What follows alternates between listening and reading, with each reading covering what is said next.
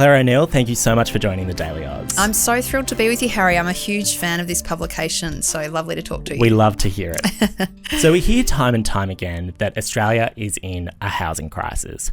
What does that actually mean?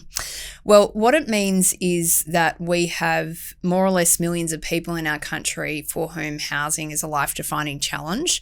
I'm thinking there about young people who are lining up in rental queues on a Saturday, outbidding each other for a property that they may not even want to live in. It's people who've bought in really high house prices, high mortgages, who are in a cost of living crisis, struggling to be able to look after their families properly. And perhaps most concerningly at all, it's that increasing number of people in our country who are actually falling out of the bottom of the housing market altogether into homelessness. So these problems have been building and building in our country really for about 30 years now. And our government, the Albanese government, is really stepping up and trying to do something significant about this problem. You just mentioned young people there. Can you explain why this generation is going to be worse off than their parents when it comes to housing?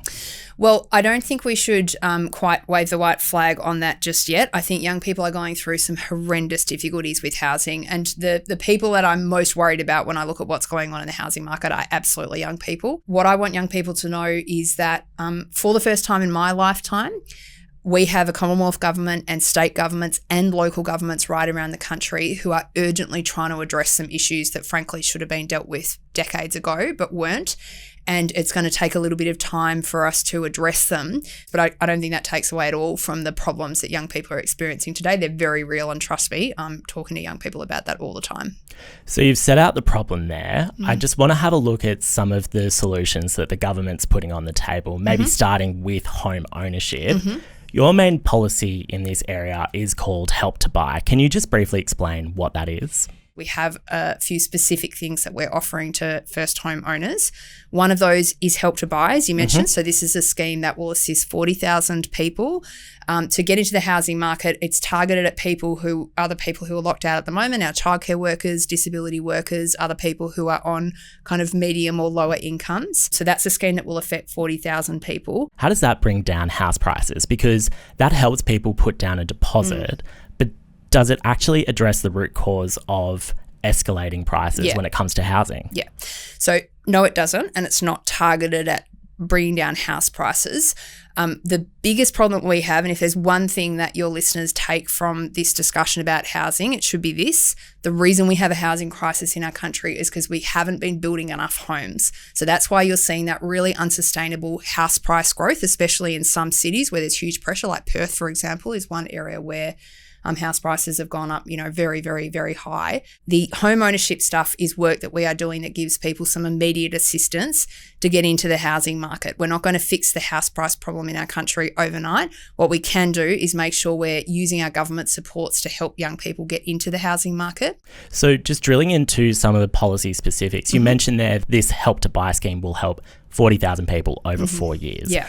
The Greens have criticised this as being a terrible policy because it effectively creates a lottery system. Do you agree that it's a lottery? No, because the scheme has yet to start. So it starts next year. It'll be 10,000 places a year, and it won't be a lottery scheme. It will be first come, first serve, and we'll see what that demand looks like. But if I can just say very respectfully, the way the Greens have behaved in the housing debate hasn't been fantastic. A shared equity scheme, which is what Help to Buy is, was part of their platform going into the 2022 election. And they then held up our government from setting up a shared equity scheme for a really long period of time. And that's had real consequences. We would have been able to start that scheme in the middle of this year, 2024, and it's been delayed. Respectfully, I'd love to hear from other people who've got different points of view, but I'm not sure we've seen the best behaviour from the Greens on this one. TDA did a bit of a call out when we announced that we would be interviewing the Housing Minister, and the number one thing that they came back with was negative gearing. Okay. What's your position on changing negative gearing? My position is this. I want people to understand the reason that we have a housing crisis is because we haven't been building enough homes. With respect, Minister, we will get to supply, and I definitely want to ask you more about the government's plans to build more homes. No, I know.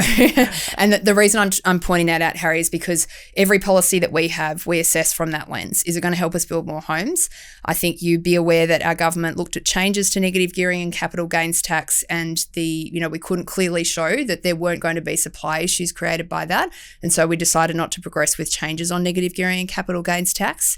Our policies we're trying to address those major supply issues, help renters get a better deal, and help more Australians into home ownership. And those are the focus for the moment. And I just say also, Harry, my party took negative gearing changes to 2 elections, and the Australian people said, well, we didn't get elected. We didn't get to make those changes. So we've moved on from that debate. We're now focused on the things that are really going to make a difference, and that's building more homes. So if the voters have rejected it at 2 previous elections, does this mean that the government will never look at changing negative gearing ever again? It's just not the focus, and it's not being looked at the moment. And I mean, obviously I can't say what a government in 10 or 20 years' time might do, but it's certainly not something that's been considered by our government. Not in the next 5 or 10 years? It's not something that's been considered by the government. The government's had a look at it, and we've moved on. So moving on to renting, the Australian dream has always been to own your own home. Mm-hmm. Many people listening today will be in a category of people known as forever renters because they have given up on that dream. What's your message to them?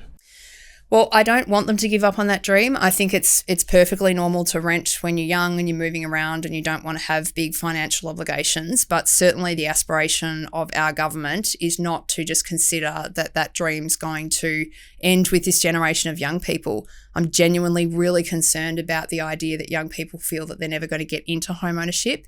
And so the government is doing everything we can to reshape that. They're building more homes, making sure that when you are renting that you're in a stable and secure place, that you're not getting kicked out or treated badly like your landlord. And then also that work that we're doing to try to help get more young people into home ownership. Now, we're having a conversation here and you're, putting the appropriate amounts of pressure on me, as you should do as a journalist. But I just say to people listening at home, the Commonwealth has not stepped up on housing for a long, long time in this country. And you do have a Commonwealth government that's stepping in, states that are really working at this and trying to address all of those barriers that are creating those problems at the moment. And we are going to see change that results from that. Looking at the cost of renting, I think a lot of people listening today don't need to be reminded that renting is just getting more and more expensive. Mm-hmm. The average cost in the capital cities is $650 and the average cost in the regions is $550. Mm-hmm. I know that this is a state issue, but as the country's housing minister, do you want to see caps on rent increases? Absolutely not. So firstly, renters are doing it really, really tough. And if there was a single thing that we could do to fix all the problems that renters are experiencing, then I would absolutely be up for that. But it's not that simple. So I don't support rent caps. And, if you bring some experts onto the show and talk to them, you'll get a really consistent answer out of them. Economists in the world agree on almost nothing, but almost all of them agree that rent caps is ultimately going to create really, really serious problems. So people will stop building homes. They will stop offering their homes for renters. They will create conditions where rentals become completely run down and atrocious to live in. And basically, we're not going to have a functioning housing market anymore. So this is just the consequence of rent caps. It's why that, rent caps are reasonably rare when you look at what's going on around the world. The ACT has them. Do you think that those dire circumstances where you're left with poorly kept rentals, do you think that that's happening in the ACT? Hello, Billy here from TDA. We have just looked at our YouTube analytics and 95% of you who are watching our videos aren't subscribing. If you want to help independent media like us grow, the best way you can do that is by pressing subscribe. Thank you so much, and back to the video. It's probably not happening in the ACT, and I'm not sure what the exact policy structure they have for, the way that they're managing rentals there. And as you say, this is a state issue, so not actually something I have control over. But I just say generally, rent caps are a really bad idea. So there are other forms of rental protections, though, and that could include capping the number of times that rents increase in a single year. Yep. Is that something you're supportive of? It is, and that is something that the government is pursuing through National Cabinet. So renter rights are managed by state governments. That's a constitutional thing, that renters' rights are managed by state governments. So our government doesn't want to tap out of it. What we're trying to do is work with the state premiers to make consistent changes around the country to make renting a better experience. So one of those is only allowing for one rental increase a year. Another one of those is not allowing for no-fault evictions, so people can't get kicked out of their rental property unless they've actually done something wrong, something to, that would create problems for the landlord. So these are being pursued through a national cabinet. What has to happen is one of the just complexities of my work. When the states own these powers, they have to actually go through and legislate those changes state by state, and the states are working through that at the moment. So you've mentioned supply a few times now. I just want to ask about the government's plans to actually build more homes. Can you just talk me through what the federal government is doing in this space? Yeah, so I've said a couple of times, the biggest issue that we face here is that we don't have enough housing, and we haven't been building enough housing over a long period of time. So when we look at how many houses we have per head of population, per 1,000 people living in our country, our rates are quite a bit below other countries that we compare ourselves to. And that just reflects all those housing pressures that people are feeling. So the answer to this is to build more homes. And so we've sat down with the state governments and said we are going to, as a group, try to build 1.2 million homes over the coming 5 years. So this is work that the states have got to do around changing planning and zoning laws. It's about making sure that we've got more construction workers in our country. It's about providing funding where that's appropriate. The Commonwealth is building, for example, 55,000 social and affordable homes as part of that bid to get to 1.2 million. So it's basically everyone trying to do everything that they can to build more homes as a country. And that's the first time this has happened really since the post-war period that we've all tried to come together like that. The coalition says that migration is impacting supply. What are your reflections on that argument? Well, I agree that migration has a part in this discussion. Of course it does, because the number of people living in our country is a driver of how many houses we need. It's really important not to exaggerate that and politicise it though, and that's probably some of the concerns I have with the debate at the moment.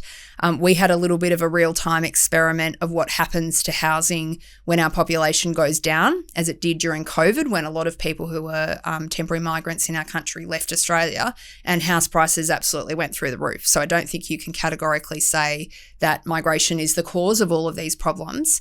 However, migration has been high post-COVID, and our government is reducing migration basically back to normal levels, and that will help over time. So now that the government's two key pieces of legislation has passed, that's Help to Buy and Build to Rent in the final sitting fortnight, what's next?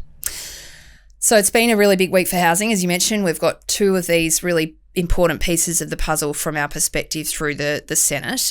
What's next is a big push on implementation. So for a lot of your listeners, they probably see government sort of debating these things and all that sort of thing, and then they switch off a little bit when legislation passes. My job as minister now is to actually, execute these policies and make sure all these programs are set up and helping the people that need to be helped.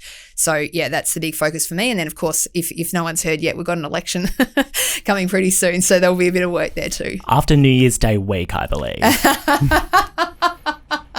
That's a bit of an inside That's joke. my timeline. Yeah, exactly. No, I don't know when the election will be, but it's going to be in, some point in the first half of next year. So that's the big focus. Well, let's keep young people engaged in the housing debate.